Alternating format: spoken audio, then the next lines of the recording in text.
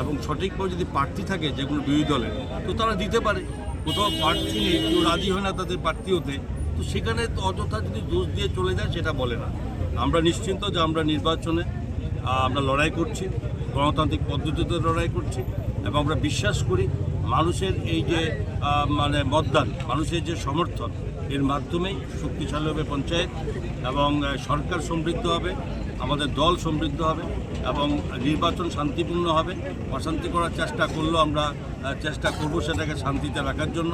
আর আমরাই এখানে ডিস্ট্রিক্টে দেখিয়েছি, আমার সঙ্গে ডিস্ট্রিক্ট প্রেসিডেন্ট আছে, এবং এই ডিস্ট্রিক্টে দেখিয়েছে যে কী করে বিরোধীদের সম্মান দিতে হয়, এবং সেটা কাকরাপুর বিধানসভা ব্লকে যেখানে বিরোধী দলের নেতৃত্বকে সম্মান দেখানো হয়েছে, সেটা এই ভারতে, সারা ভারতবর্ষে কোথাও নজির নেই।